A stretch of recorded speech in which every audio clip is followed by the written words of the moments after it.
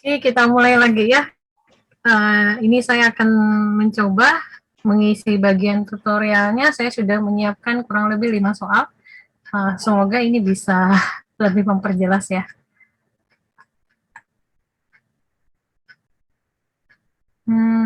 Soalnya sudah saya sudah saya upload di di Elok ya.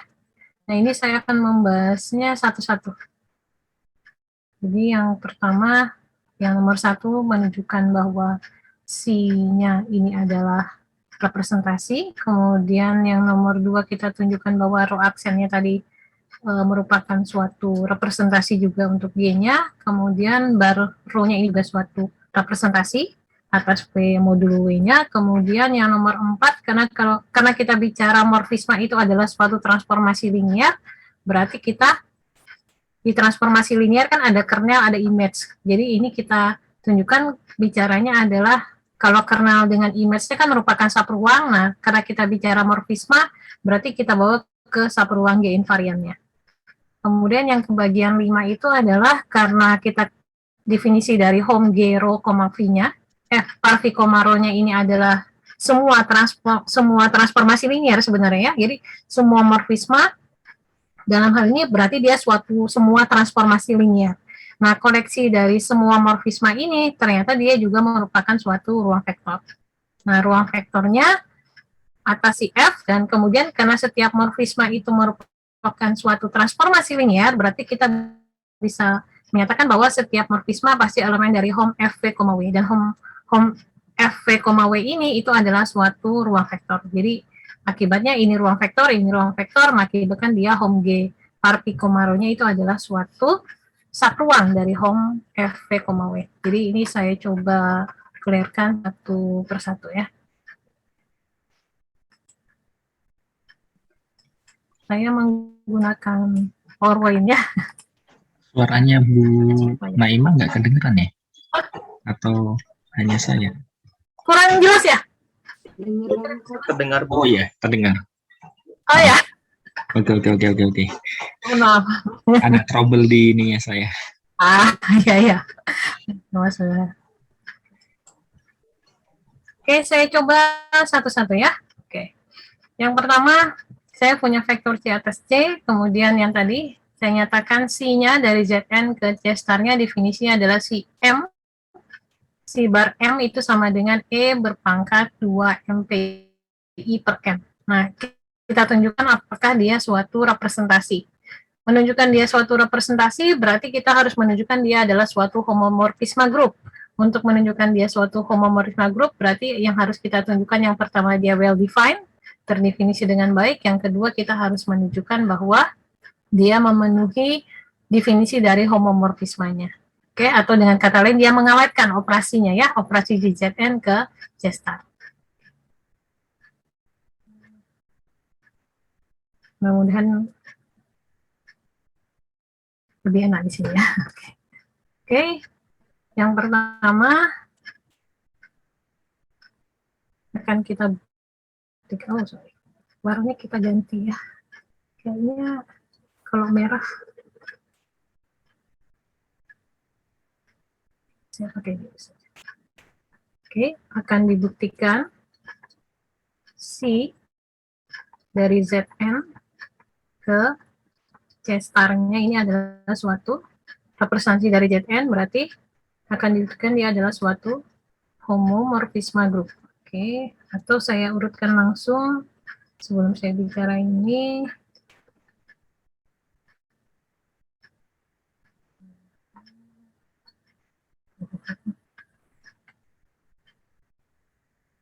Antara pennya dengan saya ini agak sedikit. Oke, akan dibuktikan ini adalah suatu representasi Zn. Oke, berarti yang harus kita buktikan ini jika dan hanya jika, oke, ini adalah suatu homomorfisme grup.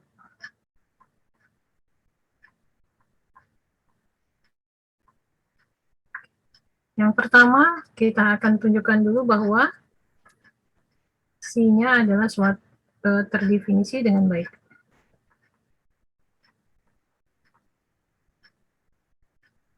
Artinya apa?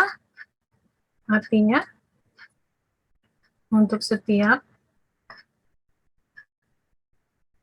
A bar B bar elemen dari si Zn, oke, dengan A bar sama dengan B bar, maka harus kita tunjukkan bahwa si A barnya sama dengan si B barnya. Oke. Sekarang diberikan sembarang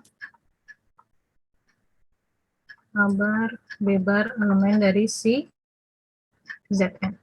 Oke, dari sini maka kita dapatkan dengan A bar sama dengan B bar. Oke, nah dari sini kita dapatkan si A bar. Oke, sebentar. Ini sama dengan apa? Masih ingat ya, dua buah elemen di Zn dikatakan sama jika dan hanya jika. Kalau saya langsung ke sini, kira-kira apakah cukup jelasnya?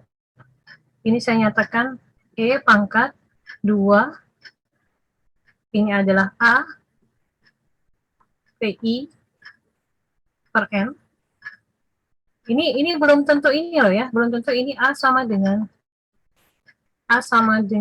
B. Tapi kita bisa menyatakan nanti 2A, ini belum tentu. Ya, tapi A-nya ini adalah kelipatan dari sorry. Saya pakai ini misalnya.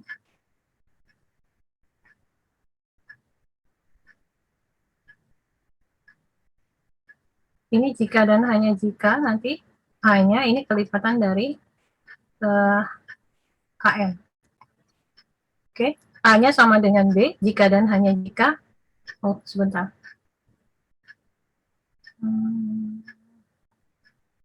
Oh, kok saya jadi ini ya? Sebentar. Ini bilangan modulo. Ini saya jabarkan saja. Ini jika dan hanya jika, oke. Berarti ini kan bilangan modulo sebenarnya A plus Zn sebenarnya kan, atau A min B, ini elemen dari Z, sebenarnya seperti ini. Oke, ini jika dan hanya jika kita dapatkan A sama dengan B plus NZ, sebenarnya seperti ini. Oke, nah di operasi ini 2APIN, atau saya punya akibat dari ini kita dapatkan 2A PI per N, ini jika kita nyatakan adalah 2 kali B, ini NZ-nya saya nyatakan dengan, karena ini N, oke, ini adalah suatu elemen ini, saya nyatakan dengan, ini kalau saya ini kan,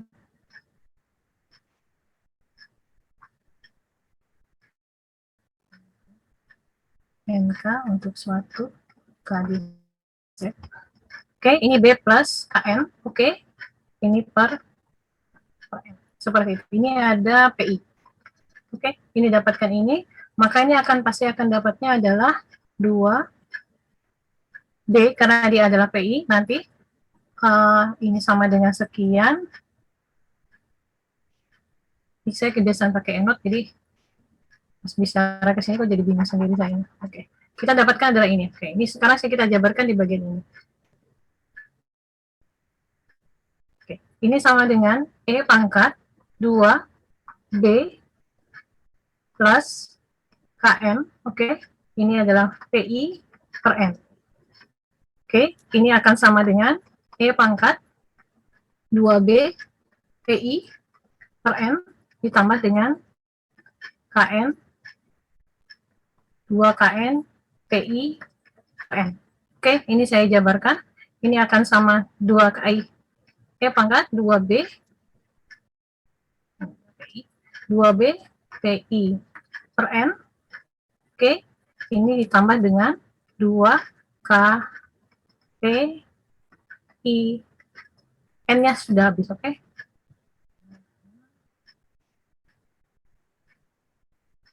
Ini saya coret N-nya. Oke. Dari sini kita dapatkan ini E pangkat 2B PI N. Ini K tambah di sini menjadi kali, jadi E pangkat 2KPI. Nah, ini kan sama dengan 1. Oke, hasilnya adalah E pangkat 2BPI per N. Sama dengan C bebas. Oke, jadi terbukti dia adalah C-nya well defined. Oke, sampai sini ada pertanyaan dulu? Terdefinisi dan baik ya, saya tulis baik di atas, tapi di sini well defined saya bilang.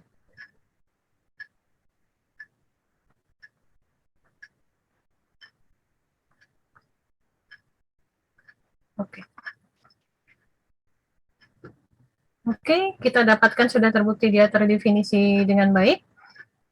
Tinggal kita tunjukkan dia adalah memenuhi mengawetkan operasi di Zn ke C star-nya.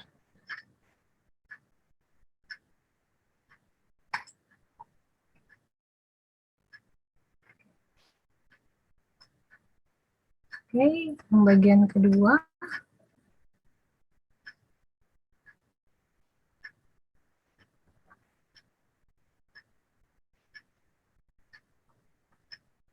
Akan dibuktikan C dari A bar plus B bar ini sama dengan C A dikali dengan C B. Untuk setiap A bar, B bar elemen dari C Zn. Diberikan sembara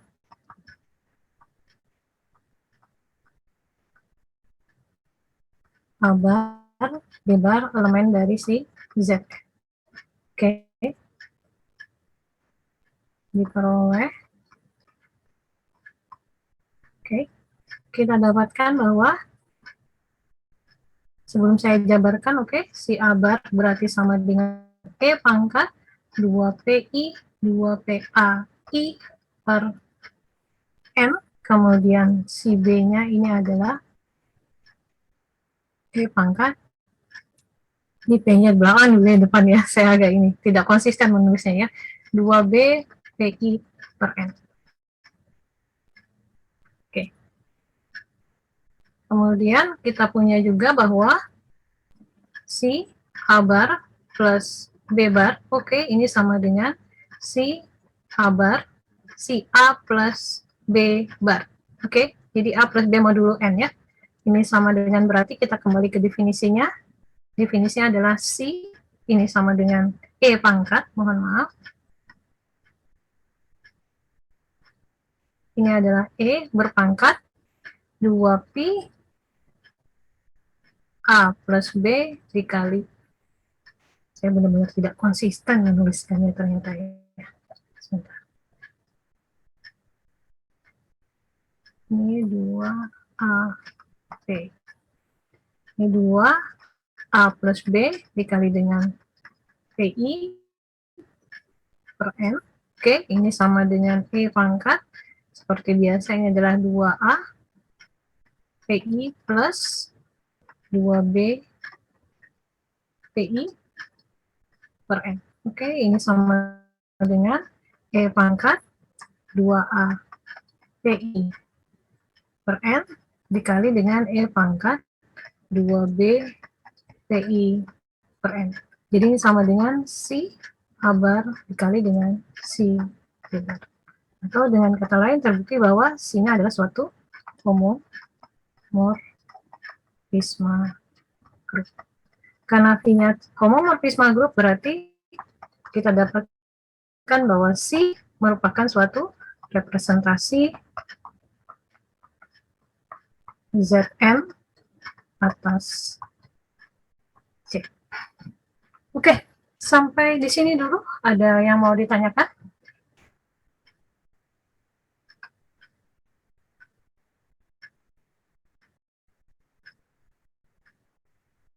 Cukup jelas ya?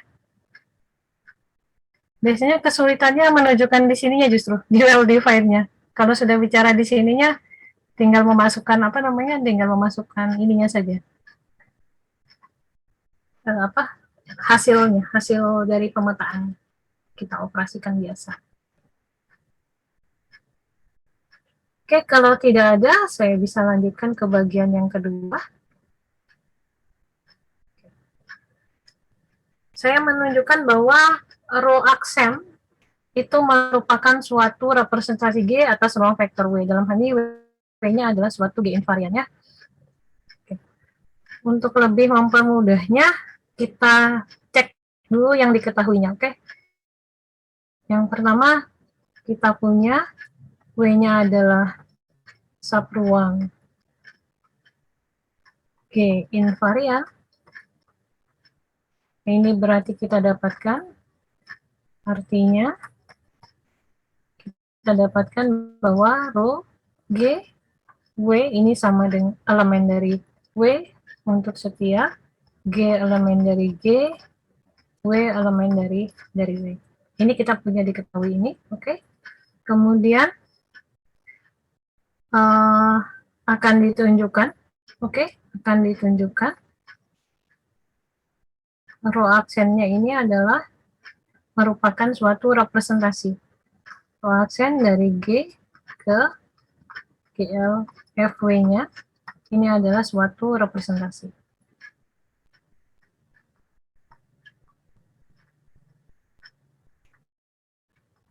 Artinya apa? Ini jika dan hanya jika row aksennya itu adalah suatu homomorfisme grup.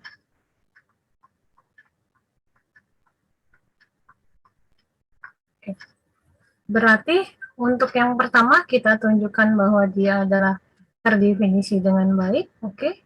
Yang kedua itu adalah dia suatu homomorfisme grup. Yang ketiga baru kita tunjukkan bahwa dia adalah suatu transformasi linier yang invertible. Atau urutan tidak harus seperti itu ya, urutan terserah. Jadi boleh saja kalian misalnya mengawalinya, tapi sebaiknya mengawalinya dari terdefinisi dengan baik, oke? Atau kita tunjukkan dia adalah suatu pemetaan. Yang kedua kita tunjukkan dia adalah suatu transformasi linier yang invertible. Yang ketiganya baru kita tunjukkan dia memenuhi atau memenuhi sifat mengawetkan operasi dari G ke GLF-nya. Seperti itu.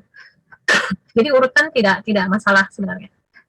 Oke, kita mengawali dari menunjukkan bahwa row aksennya adalah suatu suatu pemetaan atau terdefinisi dengan baik. Akan dibuktikan row aksen ini adalah terdefinisi dengan baik.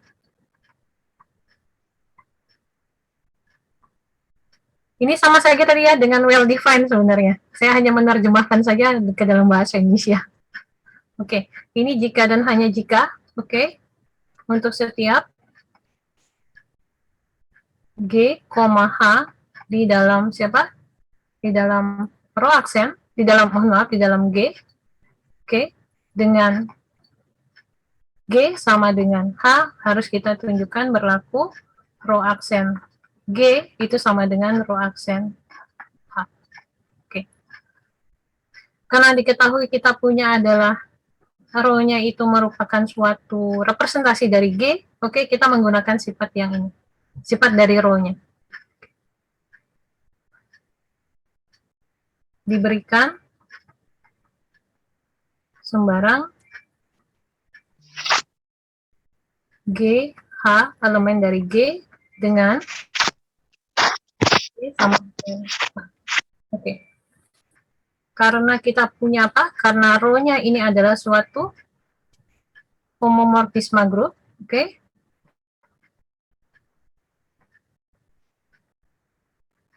Maka kita dapatkan row G-nya ini sama dengan row.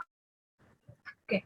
Nah, menggunakan ini saya kasih star, oke.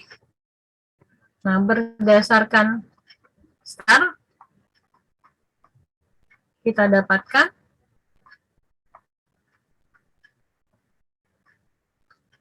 row aksen G, oke.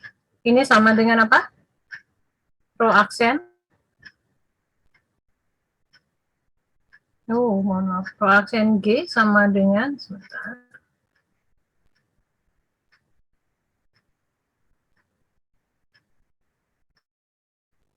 Ini row G, ini sama dengan Rho H ini sama dengan rho aksen. Oke, berarti dari sini kita dapatkan bahwa rho-nya, rho aksennya itu adalah terdefinisi dengan baik.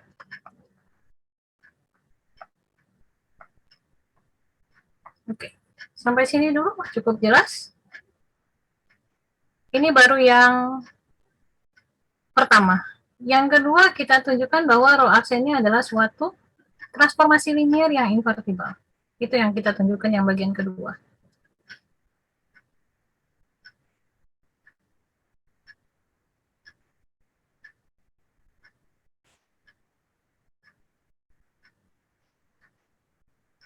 Oke, yang bagian kedua akan dibuktikan rho aksennya ini adalah, bukan rho aksen ini ya, rho aksen G ini adalah elemen dari G, L, F, V. Seperti itu. Untuk setiap G elemen dari G. Ya, karena kan definisi representasi tadi kan suatu homomersial group dari G ke GLFV, seperti itu. Nah, sekarang untuk menunjukkan dari rho aksennya itu merupakan suatu homomersial group, maka image-nya kan harus termuat di dalam GLFV, bukan? Oh, mohon maaf, GLFV ya, mohon maaf. Oke, ini yang harus kita tunjukkan yang bagian kedua. Oke. Berarti apa yang kita ambil?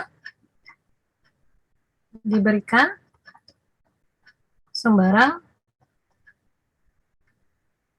G elemen dari G, oke, diberi sembarang G elemen dari G, sedemikian sehingga kita dapatkan rho G, oke, ini adalah dari rho aksen G, ini adalah dari W ke W, oke, dengan definisi rho aksen, sebentar, kita harus menunjukkan rho aksen ininya termuat di dalam GLFV.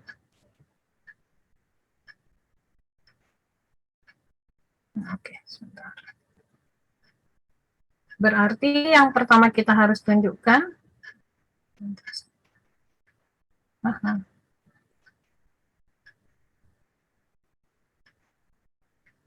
rho aksen W ini sama dengan, ini elemen dari si W. Oke. Yang pertama harus kita tunjukkan dia terdefinisi dengan baik, oke, untuk rho G-nya. Oke. Menunjukkan ininya terdefinisi yang baik, oke, akan dibuktikan rho G-nya terdefinisi.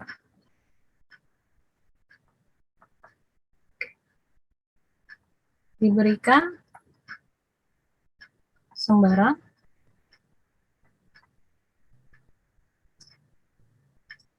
W1, W2 elemen dari W dengan W1 sama dengan W2.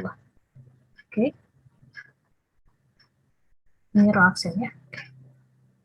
Karena kita dapatkan apa? Karena rho, ini bukan rho G, tapi karena rho G ini adalah suatu apa? Suatu transformasi linier,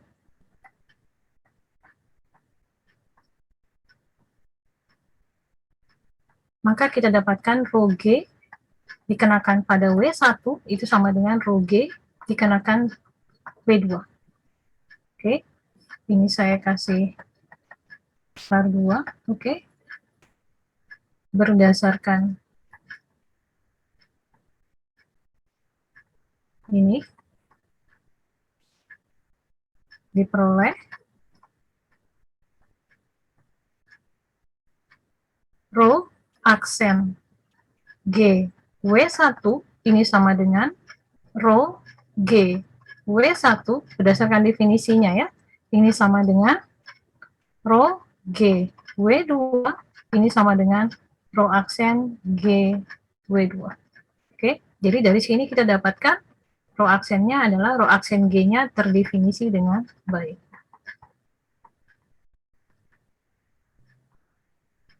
Oke, yang kedua harus kita tunjukkan apa? Rho G-nya adalah suatu transformasi linier, oke? Rho G-nya adalah transformasi linier.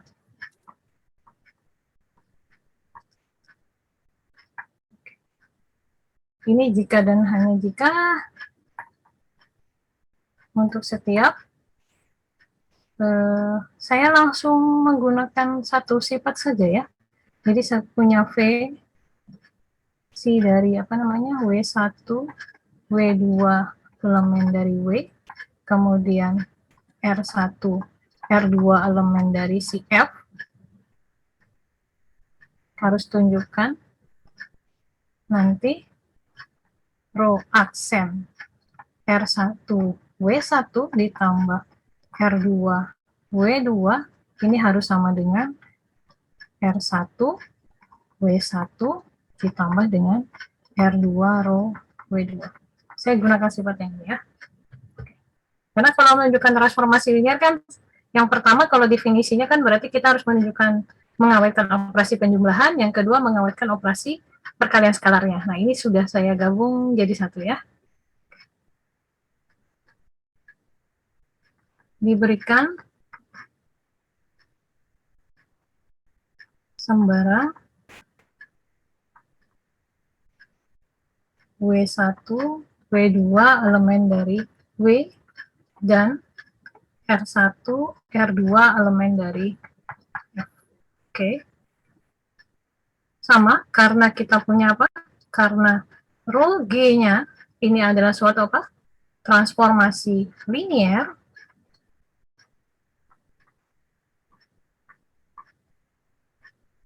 maka kita dapatkan rho G dikenakan pada R1 W1 ditambah R2 W2, oke ini sama dengan R1 rho, sebelum ke sini, satu langkah dulu ya. Atau langsung juga nggak apa-apa sih sebenarnya. Oke, karena sudah, kalau dia transformasi linier, oke ini bisa saya langsung nyatakan adalah R1 rho G W1 ditambah R2 rho G W2. Bisa saya langsung tuliskan begini. Oke. Ini saya ambil menjadi star 3. Oke. Berdasarkan star 3, oke. Kita peroleh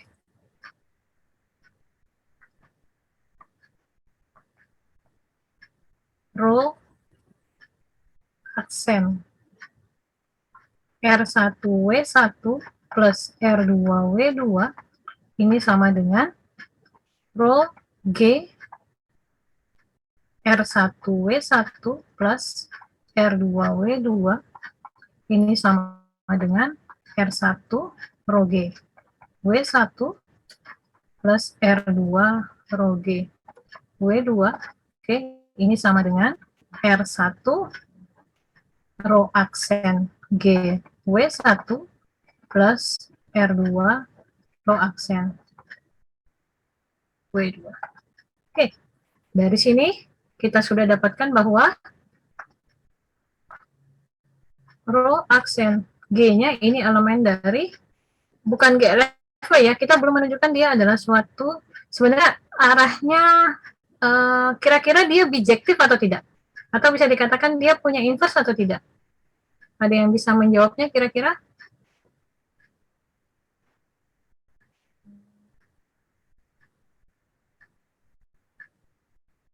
Oke, ini elemen dari, saya nyatakan dengan Endo F. Oke, kita punya ini. Ya.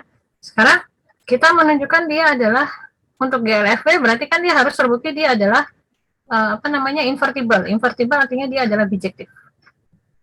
Oke. Nah, sekarang bagaimana cara alasan kenapa dia jadi merupakan suatu fungsi yang bijektif? Apakah ada yang bisa mengingat?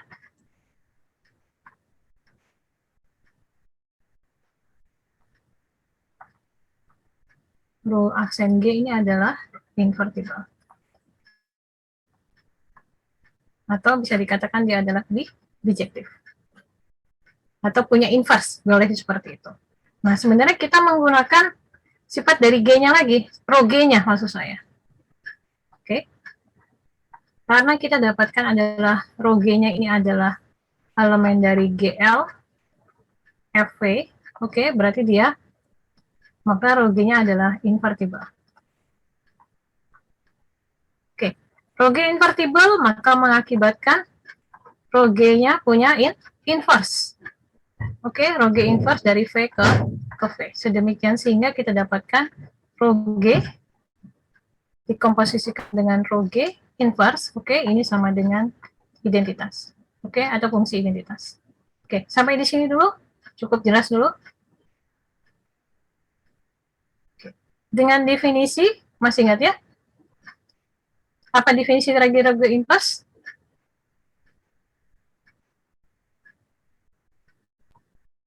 Oke, ini definisinya. Oke.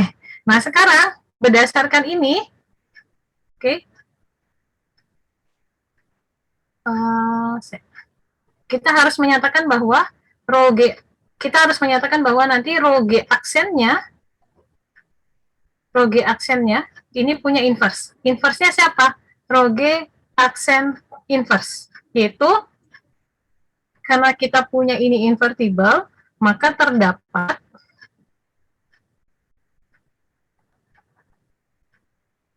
oke. Ini dapat ditunjukkan atau gini.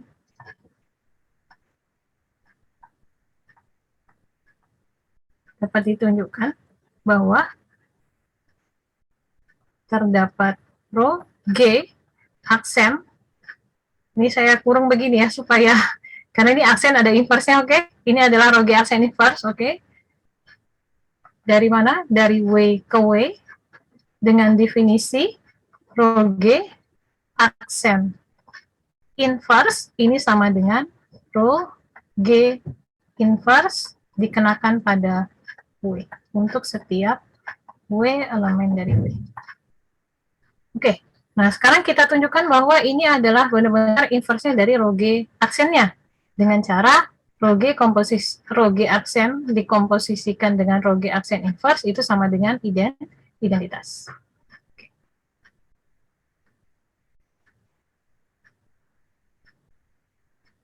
Untuk sembarang kita dapatkan untuk sembarang W elemen dari W diperoleh rho G aksen dikomposisikan dengan rho G aksen inverse, oke. Ini dikenakan pada W, ini sama dengan rho G aksen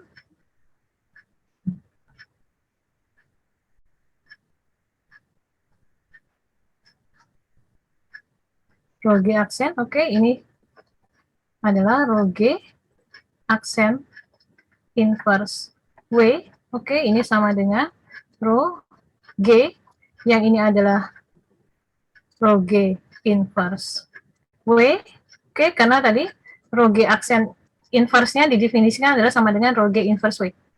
Oke, ini sama dengan rho G aksen adalah sama dengan rho G, maka karena rho G inverse W-nya ini kembali merupakan elemen dari si W, maka kita dapatkan ini adalah rho G inverse dikenakan pada W, ini sama dengan rho G komposisi rho G inverse W, ini sama dengan identitas W, seperti itu. Ya, dengan cara serupa nanti balikannya juga seperti itu. Jadi dari sini kita dapatkan bahwa rho G aksen ini adalah elemen dari GL F V. Seperti itu. Agak cukup panjang ya membuktikannya. Nah, setelah ini terbukti rho G aksen elemen dari GLFV, sekarang tinggal ditunjukkan dia adalah suatu homomorfisme grupnya, rho G aksennya. Nah, menunjukkan dia homomorfisme grupnya berarti bentar, ini ada. Oh. Saya ambil satu ini dulu ya.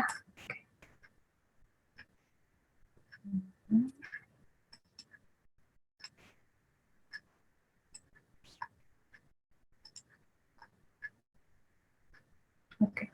Sekarang tinggal dibuktikan bahwa Yang bagian ketiga akan dibuktikan rho G aksennya itu adalah suatu, oh bukan rho G aksennya, tapi rho aksennya. Tinggal ditunjukkan rho aksennya adalah suatu homomorfisme grup. Wah, ini jadi merah. Oke, ini jika dan hanya jika rho aksen GH ini sama dengan rho aksen G komposisi rho aksen H. Seperti ini. Karena ini saya bicaranya sebagai fungsi ya.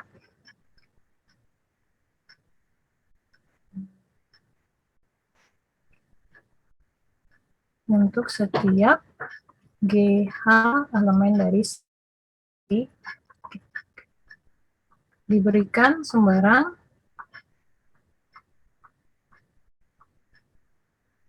G, H elemen dari G diperoleh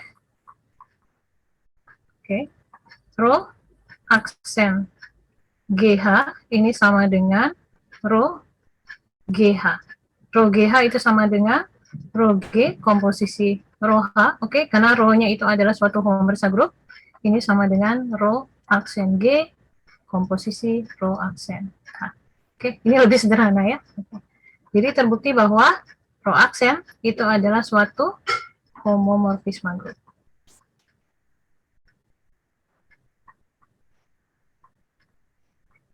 Jadi terbukti bahwa apa? Rho aksennya adalah suatu representasi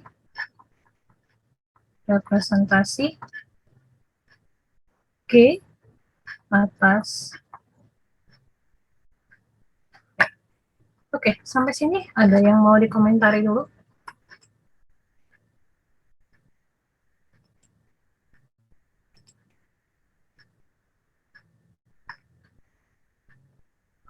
Agak sedikit panjang pembuktiannya, padahal kita mau menunjukkan dia homomorfisme grup saja, tapi pembuktiannya lumayan panjang, ya. Kalau saya, seperti Bu Yuni bilang tadi, kan saya bicaranya di representasi ring. Kalau representasi ring, saya membuktikannya lebih panjang lagi. Karena saya harus membuktikan dia elemen dari endonya, kemudian harus dipunjukkan dia adalah homomorfisme ringnya. Jadi homomorfisme ring, jadi harus turut terhadap operasi, mengawalkan operasi penjumlahan dan operasi perkalian, kemudian harus dibuktikan bahwa dia merupakan image-nya merupakan suatu transformasi linier, tapi tidak kita buktikan dia invertible, cukup dia transformasi linier. Kemudian dia harus terbukti well defined, seperti itu. Jadi 3 hal yang harus kita buktikan untuk membuktikan dia suatu pemetaan merupakan suatu representasi. Kira-kira cukup jelas? Jelas, Bu.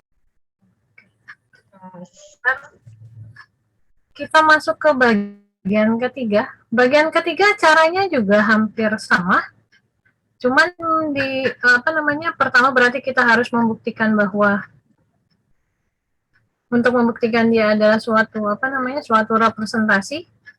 Berarti kita harus menunjukkan yang pertama harus kita buktikan bahwa rho aksennya itu adalah well defined atau terdefinisi dengan baik.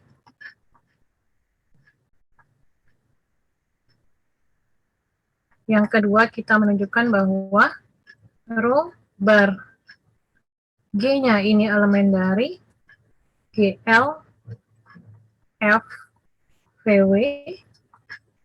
Berarti untuk menunjukkan dia ini harus terbukti dia dulu sebagai apa? Dari sini kita buktikan bahwa yang pertama harus terbukti bahwa rho G-nya itu adalah well defined atau terdefinisi dengan baik.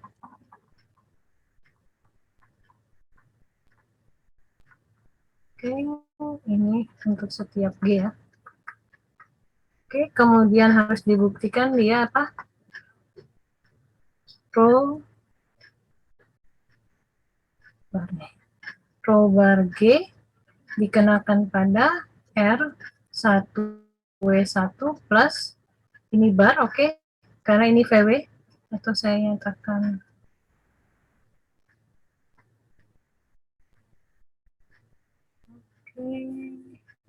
oh sorry, ini V plus W, oke, ditambah dengan R2 V2 plus W, ini W besar ya. Oke, ini harus sama dengan R1 rho G bar dengan dikenakan pada V1 plus W ditambah dengan R2 G bar dikenakan pada V2 plus W. Seperti ini. Kemudian yang bagian ketiga harus tunjukkan bahwa rho G barnya ini adalah invertible atau memiliki inverse. Kemudian di bagian yang ketiganya harus dibuktikan bahwa apa? Bahwa rho bar GH-nya ini harus sama dengan rho bar G komposisi rho.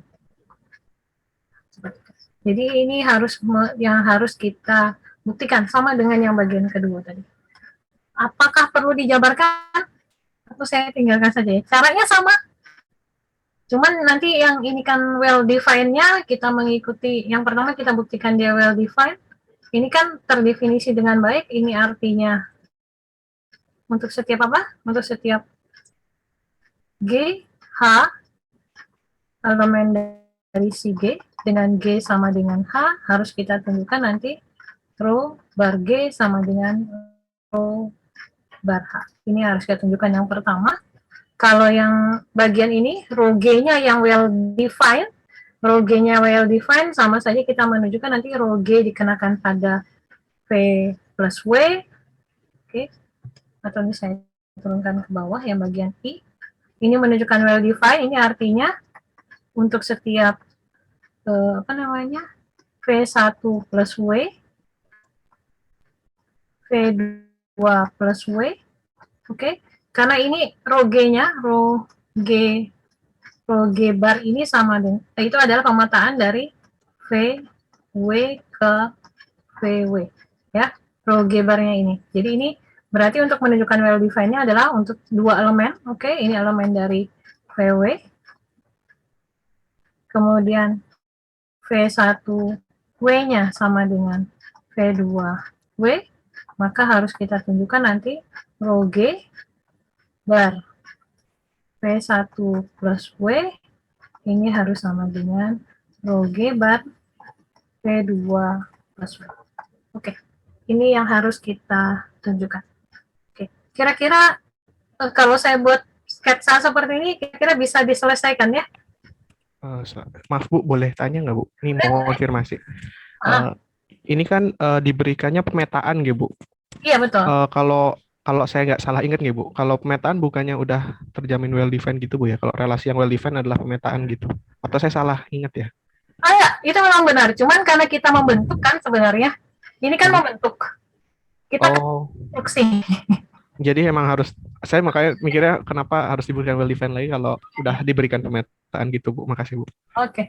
Karena ini kita mengkonstruksi. Ya, karena kadang-kadang kita bicaranya, loh ini kan sudah pemetaan, kenapa kita harus tunjukkan well defined lagi? Enggak. Sebenarnya gini, kadang-kadang kita menyebutkan dia pemetaan. Terus orang akan bertanya, ini yakin suatu pemetaan? Yakin ini, karena kita menyatakan kita bentuk suatu pemetaan. Tapi kita nggak tahu nih, ini sebenarnya sudah benar-benar pemetaan atau bukan gitu. Karena kita membentuk istilahnya. Oke, kira-kira apakah cukup jelas? Oh enggak Bu, makasih. Cuma penasaran tuh kenapa gitu. Soalnya dulu pernah kesalahan, tapi belum tahu kenapa nggak boleh kayak gitu. Oke. Ada lagi yang mau komentar? Oke. Kalau kalau ini saya lanjutkan ke bagian yang keempat. Oke, kita masih ada 15 menit lagi.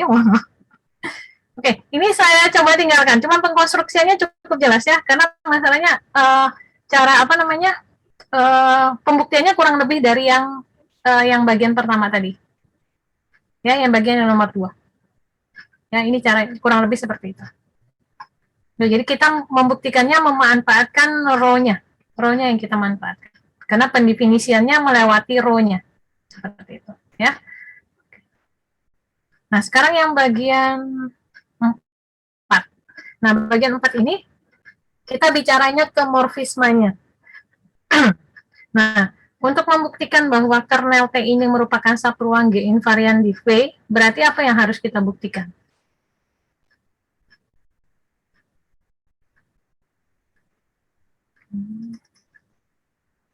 Saya akan bisa ini kan ya. Akan dibuktikan kernel T-nya ini adalah subruang G invarian. Oke. Sebelum kita bicara subruang G invarian, kernel T sendiri, karena T-nya itu adalah suatu transformasi linear, maka sudah terbukti dia adalah subruang. Oke. Nah, tadi definisi subruang G invarian adalah suatu subruang. Oke. Berarti ini untuk untuk membuktikan dia adalah kernel T merupakan subruang, berarti cukup dibuktikan bahwa apa? Rho G dikenakan elemen dari kernel T itu harus kembali ke kernel T-nya lagi. Oke. Atau saya jabarkan aja. Karena kita, sebentar, ini harus terbukti dia yang pertama dia adalah subruang di V, kemudian kita harus menunjukkan bahwa rho G, sebentar, bukan rho G ya. Oh ya benar, par V ya, karena kita bicaranya di elemen di V-nya, bukan elemen di W. Berarti kita harus menunjukkan adalah par V dari G-nya, oke, dikenakan pada elemen dari kernel T, saya nyatakan dengan X, oke, ini harus kembali ke elemen dari kernel T. Oke, untuk setiap G elemen dari G, kemudian X elemen dari si kernel T. Oke, ini menunjukkan dia adalah subruang G invarian. Nah, karena kita tahu bahwa T-nya kan, T adalah morfisma, oke, kita ketahui T-nya adalah morfisma, oke, maka T-nya adalah transformasi linear. Oke, karena T-nya adalah transformasi linear, maka kita bisa membuktikan bahwa kernel dari T-nya ini adalah subruang di V-nya. Oke, ini sudah didapatkan pada saat kita bicara di aljabar linear ya. Jadi pada saat T-nya morfisma, definisi dari morfisma adalah transformasi linear, oke. Kemudian transformasi linear, karena T-nya transformasi linear, maka kernel T-nya adalah subruang di V. Nah, berarti tinggal kita menunjukkan bahwa par V G, X-nya, oke, elemen dari kernel T untuk setiap X-nya elemen dari kernel T. Itu yang harus kita tunjukkan. Oke. Sekarang berarti diberikan sembarang G elemen dari G, oke, dan X elemen dari kernel T. Oke, X elemen dari kernel T artinya apa? X elemen dari kernel T berarti kita dapatkan TX, ini sama dengan siapa? Sama dengan 0W. Kita dapatkan adalah ini. Oke, sekarang si GX, oke, sebentar.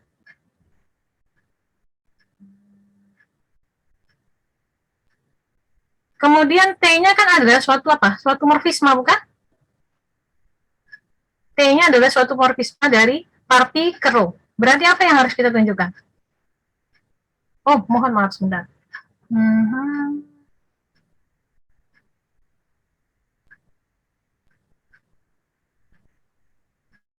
Par P GX, elemen dari ini, sudah.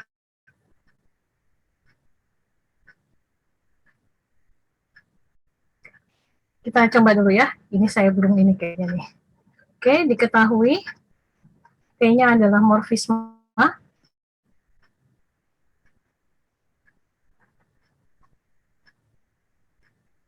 Oke.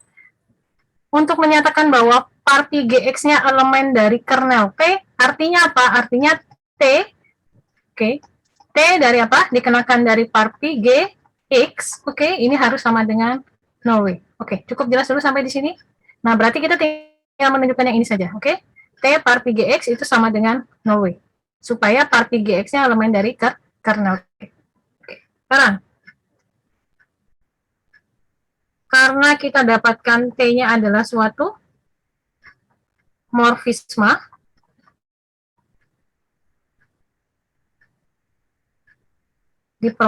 sehingga diperoleh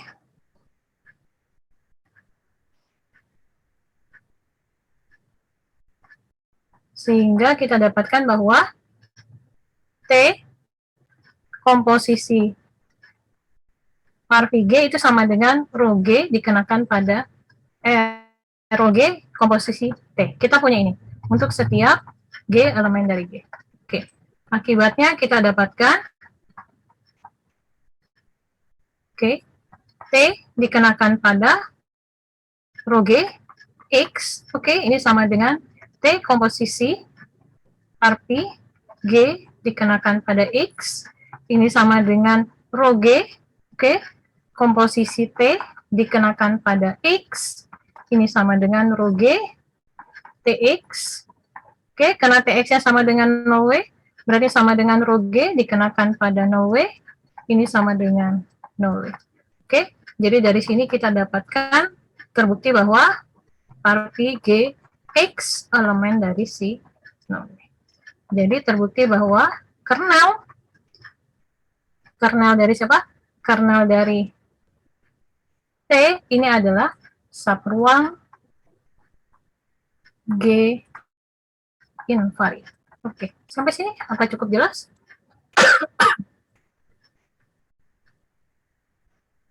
Cukup jelas ini?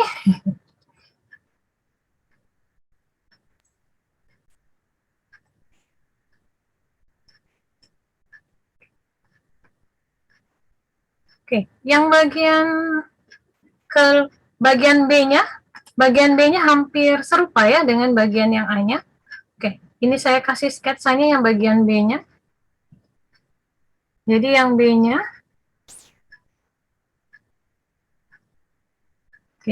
ini akan dibuktikan image dari T-nya ini adalah subruang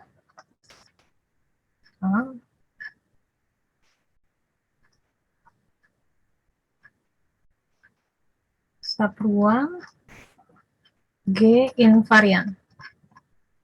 Sama dengan kernel tadi, berarti harus kita buktikan dia adalah subruang G invariant ini di W ya, di W. Berarti subruang di W. Kemudian apa yang harus kita tunjukkan? Harus kita tunjukkan bahwa Rho G, Rho G dikenakan pada elemen image T. Ini saya nyatakan Y, ini harus termuat lagi di dalam image T. Untuk setiap G elemen dari G dan Y elemen dari image T. Ini yang harus kita tunjukkan. Nah, Rho G Y elemen dari image T artinya apa? Ini artinya, ini jika dan hanya jika, sama saja saya menyatakan terdapat, terdapat suatu X di mana? Di apa namanya? Bentar. Ya, suatu X di V sedemikian sehingga nanti T dikenakan dengan Rho G Y. Oh, sorry.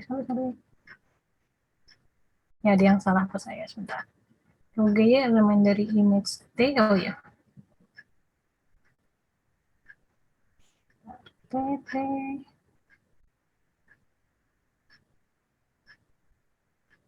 Sedemikian sehingga nanti kita dapatkan Rho G.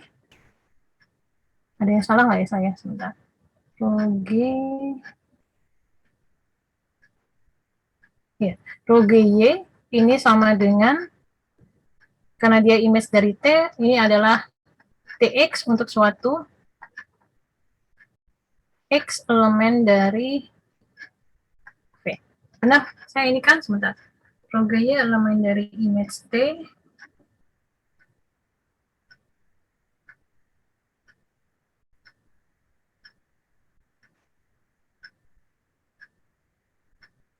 Atau ada yang salah sayanya? Menginginkan sketsanya. Sebentar ya. Rho G itu kan dari W ke W. Kemudian dia dari sininya Rho GW. Sebentar. rho GW harus termuat di dalam image T. Atau dengan kata lain kita dapatkan TX, terdapat TX, demikian sehingga itu sama dengan rho GW. Oke, cukup jelas dulu sampai di sini penjabaran ininya. Saya takutnya salah ininya. Sebentar.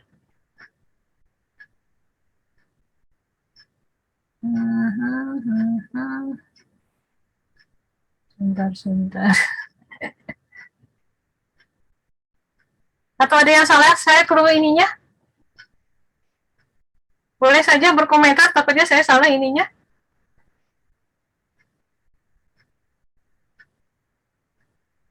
Iya benar ya.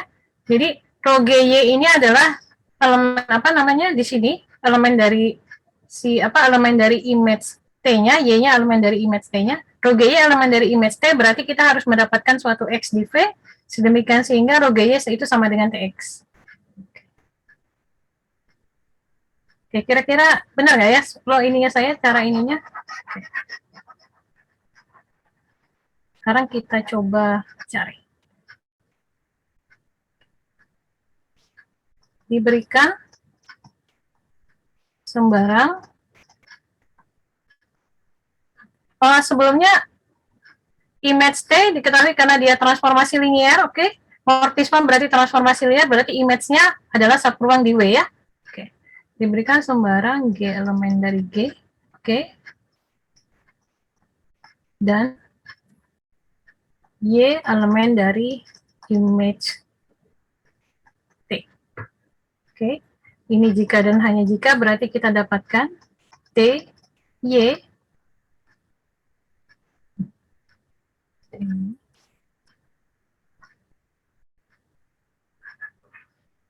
terdapat X, oke, elemen dari siapa? Elemen dari V, sedemikian sehingga kita dapatkan TX ini sama dengan Y. Kita punya adalah ini. Oke. Sekarang, kita maunya adalah akan dibuktikan rho GY-nya elemen dari image T. Berarti sama saja kita menunjukkan, sebentar. Kita dapatkan rho GY, ini elemen dari image T.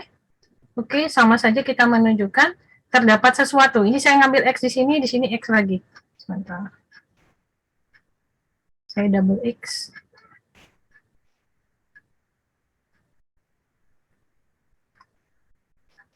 Oke, sekarang kita maunya ini,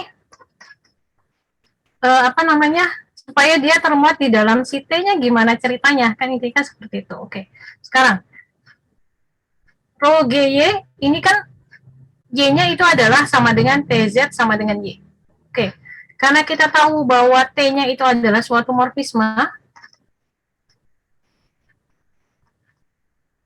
maka kita dapatkan, diperoleh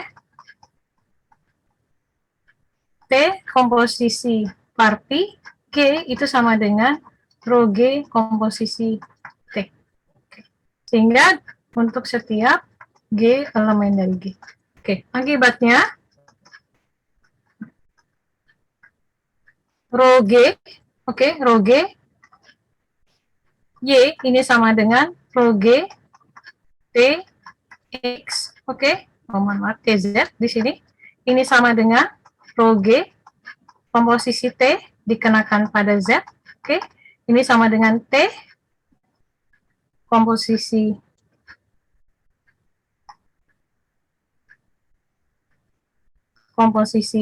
parti G, dikenakan pada Z, ini sama dengan T parti G Z. Berarti kita dapatkan dari sini, maka terdapat apa? Terdapat X ini sama dengan parti G Z, dan ini elemen dari V, sedemikian sehingga rho G Y ini sama dengan TX. Jadi kita dapatkan rho G Y ini elemen siapa? Elemen dari image T. Jadi terbukti bahwa image T itu adalah subruang G invariant. Atau ada yang mau ini?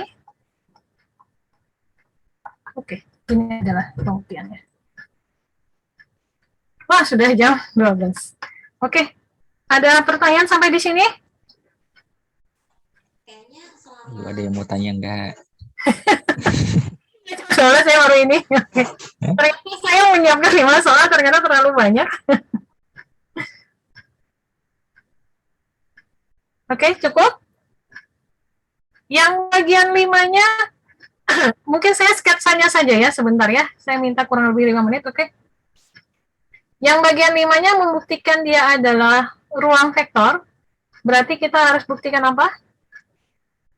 Yang pertama, dia tertutup terhadap operasi penjumlahan. Oke, operasi penjumlahannya itu adalah pada saat kita ambil T1, berarti ini T2 harus kita definisi. Ini sebagai operasi penjumlahan fungsi. Oke, ini harus elemen dari home G per pi, rho. Oke, kemudian yang keduanya adalah RT1, ini juga elemen dari home G per pi, rho. Ini harus yang kita tunjukkan.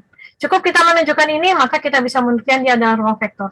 Kenapa saya bilang seperti itu? Karena T1, T2 elemen dari home G per pi, rho, berarti dia elemen dari home FV, W. Jadi dia transformasi linear, sehingga T1 tambah T2 merupakan transformasi linear, RT1 juga merupakan transformasi linear. Tinggal kita menunjukkan dia harus terpenuhi morfisma. Morfismanya berarti kita harus membuktikan bahwa nanti, T1 ditambah T2 komposisi R3G ini harus sama dengan rho G komposisi T1 ditambah T2. Ini yang harus kita buktikan untuk menunjukkan dia operasinya tertutup. Kemudian RT1-nya, RT1, oke, RT1 komposisi sama, R3G ini sama dengan rho G komposisi RT1. Seperti ini. Ya, ini untuk menunjukkan dia tertutup terhadap operasi perkalian skalar atas si F-nya dan tertutup terhadap operasi penjumlahannya, seperti itu. Nah, sisanya tinggal kita tunjukkan dia pasti memenuhi yang berapa aksioma, 4 aksioma itu ya. Sifat distributif, bukan distributif ya. Jadi yang R1 plus R2 dikali dengan T sama dengan R1T plus R2T, kemudian R dikali T1 tambah T2, ini sama dengan RT1 plus RT2, kemudian yang terakhir RS, oke, atau R1 R2 dikalikan dengan T sama dengan R dikali R1 dikali R2T, yang terakhir adalah 1 dikali T sama dengan T. Oke, ini bisa berlaku karena dia merupakan transformasi linear, seperti itu. Ya, jadi tinggal membuktikan di sininya. Oke. Yang bagian 5. Jadi ini saya hanya menginikannya saja ya. Jadi yang pertama harus membuktikan dia adalah tertutupnya. Oke. Kira-kira well defined tidak ini operasinya? Dia well defined ya. Kenapa? Karena dia adalah T1 tambah T2-nya itu adalah suatu fungsi.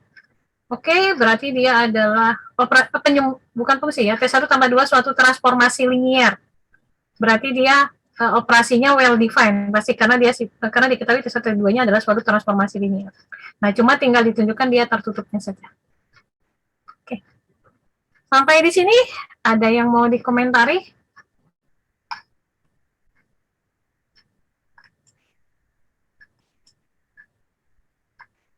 Kalau tidak ada, saya cukupkan.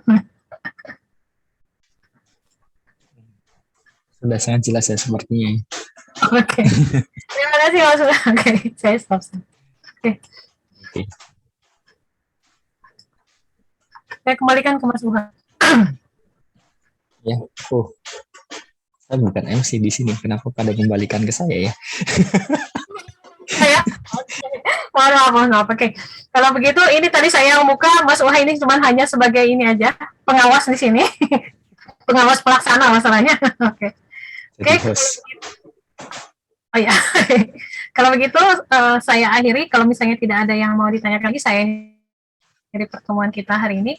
kalau misalnya ada yang mau dibahas lagi tentang materi hari ini atau ada sesuatu yang mau ditanyakan terkait teori representasi, boleh hubungi saya via email juga boleh. Oke, kalau begitu saya akhiri pertemuan kita hari ini dengan ucapan Assalamualaikum warahmatullahi wabarakatuh. Semoga semuanya dalam kondisi sehat ya sampai di akhir. Amin. Terima kasih Bu Naimah. Oke. Terima kasih Bu Naimah.